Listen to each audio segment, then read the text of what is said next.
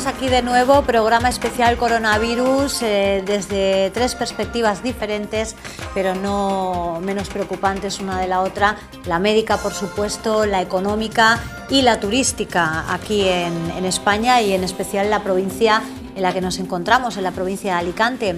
Teníamos un debate durante la publicidad sobre si las medidas que se están adoptando son suficientes o no, y también sobre si las medidas que se adoptaron en su día en China, que fueron muy contundentes desde un principio, están dando resultados, y si las medidas que se están adoptando en Italia están dando resultados, doctor. Bueno, las medidas que se tomaron en China, que fueron muy drásticas, todos sorprendidos, nos parecía ciencia ficción, cerrar una ciudad de 11 millones de habitantes, hacer un hospital en 2 semanas, evidentemente han dado resultados, porque los casos nuevos que hay en China ya son muy pocos. Es decir, la curva de la epidemia en China ha bajado drásticamente y allí parece que han conseguido contener la epidemia, y que se ha concentrado fundamentalmente pues en una provincia, ¿no? Y nosotros tendremos que llegar a tomar estas medidas. En Italia, bueno, ha hecho una medida que ya se está asemejando, ¿no? a lo de China, que hasta hace poco realmente nosotros creíamos, o yo por lo menos particularmente pensaba, que en un país, digamos, democrático no se podrían tomar esas medidas tan drásticas. Estamos viendo que sí, y la gente en Italia parece ser que de momento pues las está aceptando, no sé exactamente si bien o mal, pero bueno. También los presos que se han aprovechado para fugarse, 300 presos de las cárceles italianas. Sí, fugarse, y también se han revelado en algunos sitios por el hecho de que les han cortado las visitas, etcétera. Sí, ha habido motines, y ya vimos anoche, sí. Luego también quería comentar un poco, bueno, por sacar algún efecto o algo positivo de todo esto, es que el nivel de contaminación atmosférica en China ha bajado una barbaridad. Lo cual está dando pie a varias teorías de la conspiración sobre el coronavirus. Eso no lo sé, pero quiero decir que eso es un efecto positivo en términos, ya no digo solo de medioambientales, sino en términos también de salud. De salud, porque en China hay muchos problemas de alta contaminación atmosférica, todos los problemas respiratorios que conllevan, etcétera, ¿no?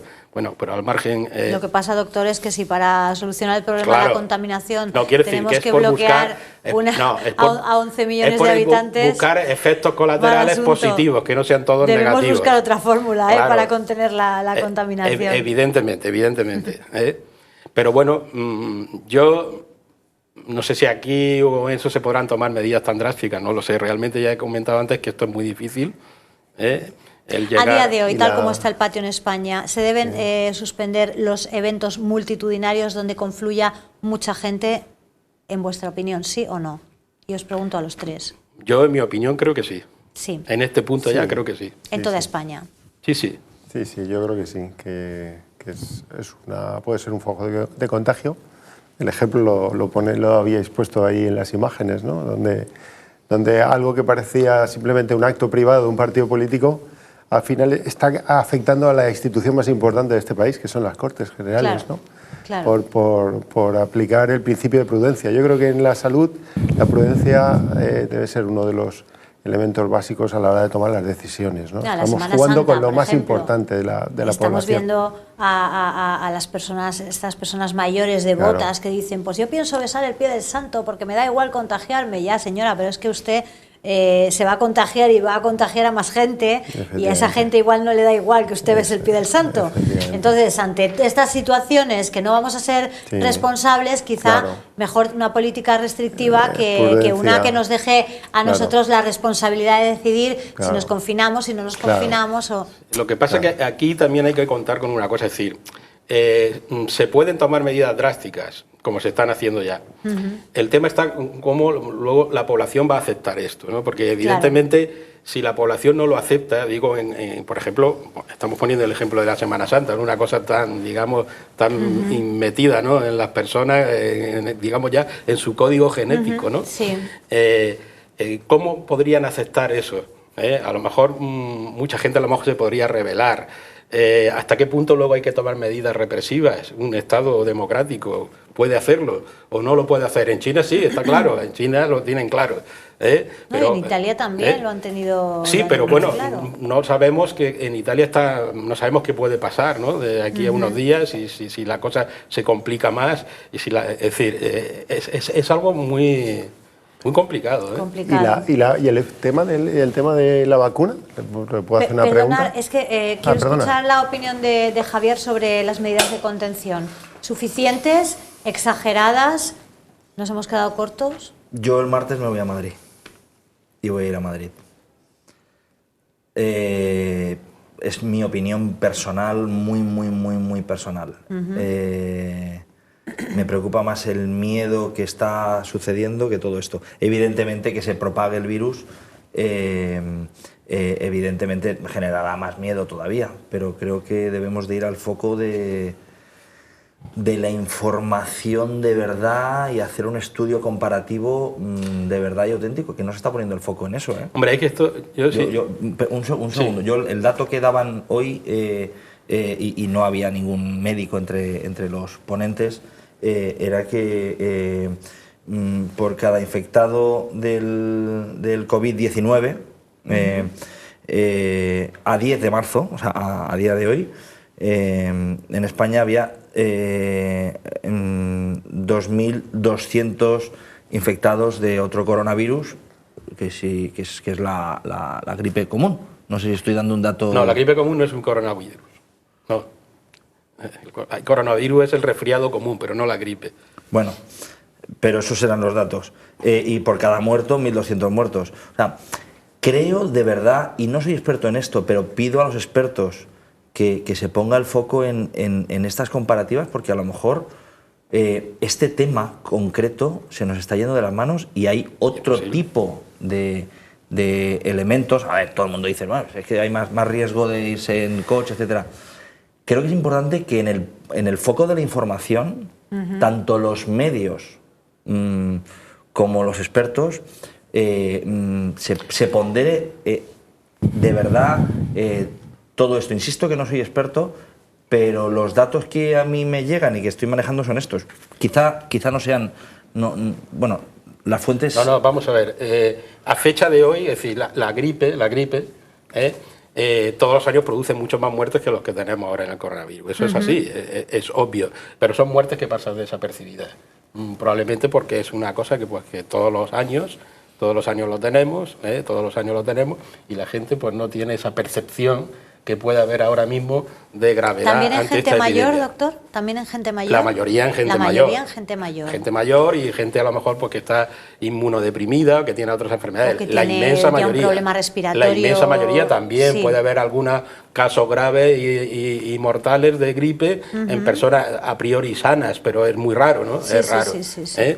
Pero evidentemente, un poco tomando la línea de lo que comentaba, es que aquí tenemos un elemento nuevo también, ¿no? En esta epidemia que de por sí es nueva, Claro. un virus nuevo, es que es también el tema de la información, de que los canales de información son tantos, hay información veraz, información muy deformada, información deformada aposta para crear alarma, y ese es un elemento con el que no se jugaba nunca ante epidemias, digamos, parecidas a esta. No sé, por ejemplo, digamos, la más reciente podría haber sido el SARS, que es el primo hermano, que fue en el año 2009, primo hermano de este. Afortunadamente, aquel virus tenía una mortalidad mucho más alta, pero aquello se contuvo mejor, probablemente, a lo mejor, entre otras cosas, porque el virus no se transmitía tan fácilmente de persona a persona. Pero en aquella época tampoco existía el elemento, ahora mismo, de las redes sociales, de la información que nos están dando minuto a minuto todos los canales, o sea, todos los medios de comunicación,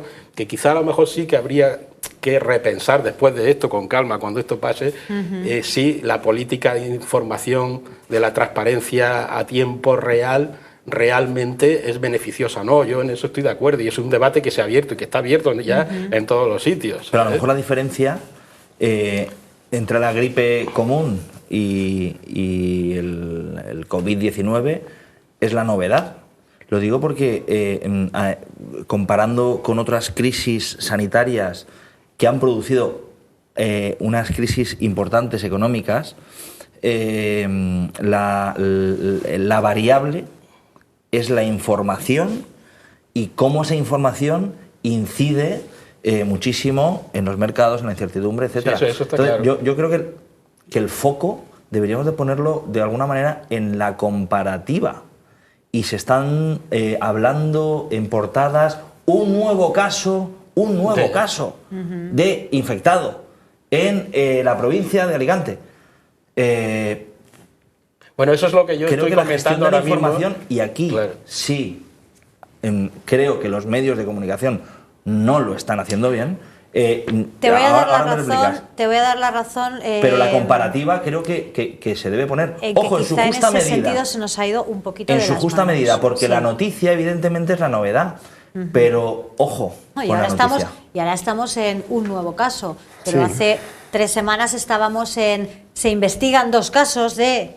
es decir, ni siquiera teníamos un positivo y ya estábamos diciendo que se estaban investigando 2 casos. Pero y la que había estampida- 2 personas que habían ido, que tosían en el autobús. En La fin. estampida se ha producido por una información que evidentemente los medios dan, pero ahí hay... Bueno, creo que todos tenemos que tener una responsabilidad y yo no creo que cuando todo esto pase... Cuidado, Cuidado. Vamos a ver... Digamos que yo voy más a la parte informativa, es la parte que más controlo. Cuidado con gestionar bien la información y cómo informamos y en qué línea, porque todos los periódicos tienen una línea editorial, todo el mundo, también en esto creo que deberíamos tener una línea editorial didáctica. De hecho, la gente va a estar mucho tiempo en casa, con lo cual vamos a tener mucho tiempo para formarnos e informarnos y no ver tanto, o sea, informarnos de verdad. Insisto, que lo que tenemos que hacer es poner el foco en lo que realmente tiene el foco y la comparativa en donde realmente tenemos la comparativa. Medidas, no nos queda mucho tiempo, medidas económicas que ha anunciado ya el gobierno de Pedro Sánchez, como por ejemplo esas ayudas a empresas que me imagino que el turismo será uno de los sectores más beneficiados o que al menos Más demandará afectado, esas ayudas, claro. pero ayudas a las empresas que se vean más perjudicadas, ayudas a las empresas que tengan que mandar a sus empleados a casa porque tengan un positivo entre ellos o haya riesgo de contagio en esa empresa y deban teletrabajar desde casa. Sí. Porque claro, esta mañana los empresarios estaban alarmados, decían, bueno, ¿y esta fiesta quién la paga, no? Claro. Y con razón. Claro. El Ejecutivo ha salido a anunciar esas medidas. Juanjo, Sí. de todo lo que se ha anunciado, ¿qué te parece más destacable? Bueno, ahí yo creo que este es simplemente ha pillado un poco de sorpresa y es un mini paquete para un poco calmar la situación que se estaba produciendo y la alarma de nivel empresarial, porque al final la política que pueda aplicar, la política económica que pueda aplicar el gobierno es básicamente a través del presupuesto. La política monetaria ya hemos dicho que la dirige el Banco Central y ya ha dado aviso de que va a seguir nutriendo el sistema para que no se paralice desde el punto de vista financiero. Entonces, la política presupuestaria o política tributaria, esas son las dos. Política tributaria, que es poner más recursos para los más directamente afectados. Uno puede ser para... los autónomos. Por Es decir, ejemplo. que la primera medida tenía que haber Por sido ejemplo. congelar la cuota hasta que todo esto, hasta que escampe. Yo lo dejo, yo lo suelto, ¿no? Por si acaso no se oye alguien y se le enciende la Medidas bombillita. presupuestarias también sería, por ejemplo, una mayor dotación de recursos para el sistema de salud, ¿vale? Claro. Para esta situación. De hecho, ya ha habido comunidades autónomas que han mantenido los contratos que se hacían para el proceso del periodo de gripe, ¿no?, habitual, los han alargado más tiempo y esos son recursos presupuestarios, eso es política presupuestaria también. Políticas presupuestarias son dotar de medios al sistema. Por ejemplo, una política presupuestaria también razonable sería financiar líneas de investigación, porque al final detrás de esto también está una apuesta para que todos los servicios de investigación de universidades o centros médicos lleguen cuanto antes a encontrar la vacuna que necesita esta enfermedad, ¿no? Y yo creo que además ese será un punto determinante, ¿no? Creo que muchos laboratorios del mundo ahora mismo se están trabajando para ver quién es el que gana la carrera de encontrar aquello precisamente. Y eso es una política presupuestaria. Y después están las políticas tributarias. Rebajar, ayudar, reducir temporalmente. Se hablaba también de congelar los pagos de IVA. Exactamente, aplicar sobre una el medida IVA, que no ha llegado todavía, pero que si llega también podría ayudar. Las liquidaciones negativas, la devolución rápida de tal. En fin. Amnistía, Juanjo, amnistía.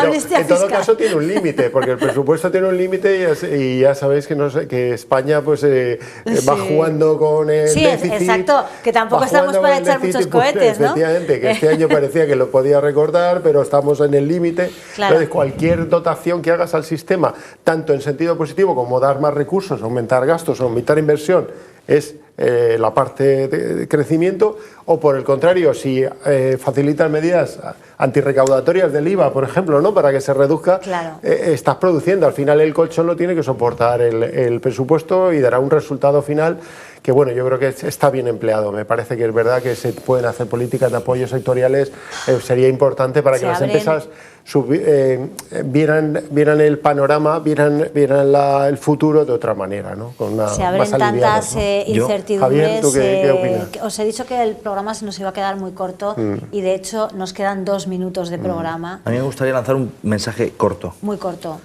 Creo que cada una de las personas que nos está viendo debe de ver de qué manera puede actuar en su jardín, en su zona de influencia. Y creo que la zona de influencia de cada uno de vosotros que nos estáis viendo es visualizar el futuro. Esto es un cambio que va a acelerar todo lo que iba a pasar. Robotización, teletrabajo, más autónomos, etcétera. Que cada uno visualice de qué manera puede cambiar su vida profesional, porque la parte sanitaria no creo que finalmente vaya a ser grave, pero la parte profesional sí puede ser grave y es un momento de oportunidad. Tu mensaje corto, Juanjo. No, que entiendo que esto va a ser algo pasajero, que no va a ser tan grave como que de repente vamos a pasar de un crecimiento del 2% a entrar en recesión. Es decir, que el golpe, aunque sea fuerte, nos costará menos recuperarnos que quizá de un proceso de crisis económica como el que acabamos de abandonar. Efectivamente, porque es una situación puntual, es una situación puntual, que puede durar mucho o poco, depende de las medidas que se adopten, pero que es algo puntual. Doctor. Bueno, yo también con dar un mensaje de tranquilidad dentro de que los datos que van saliendo día a día, momento a momento. Ahora mismo estamos, bueno, pues en una curva ascendente, pero yo creo que esto pues tendrá también un límite. No creo que esto sea una cosa que se vaya a extender durante muchos meses, ni que vaya a ser algo catastrófico. Es decir, no podemos, al margen de lo que la percepción que podamos ir teniendo, pues porque tenemos continuamente en todos los sitios este tema. Pero no podemos comparar esto con antiguas epidemias como, no sé, como era la peste o el cólera, etcétera. Mensaje positivo. Hoy hemos tenido aquí en plató, si comparásemos esta crisis del coronavirus con una guerra, hemos tenido al representante de los soldados, porque al final los sanitarios sois los soldados de esta guerra, y tenemos a los civiles que somos al final todos empresarios autónomos, cualquier asalariados, y el turismo, que sin duda va a ser el gran perjudicado, el daño colateral, los daños colaterales representados también, pues, pero saldremos reforzados. Javier. Saldremos reforzados porque tú eres un tío muy optimista y si tú lo dices es porque lo estás viendo claro. De todas las crisis hemos salido reforzados. Pues así esperemos que sea. Quien sepa adaptarse. Se nos abren muchísimos interrogantes. Hoy este es el escenario que tenemos. Mañana no sabemos cuál será el escenario con el que nos levantaremos, pero sin duda seguiremos informando desde aquí, dándoles la última hora y haciendo todos los especiales que haga falta para que ustedes estén informados, y no solamente informados, sino bien informados de forma veraz sobre lo que está ocurriendo en esta crisis del coronavirus. Nos vemos el próximo martes aquí en Al Cierre. Hasta entonces, gracias. Gracias a vosotros.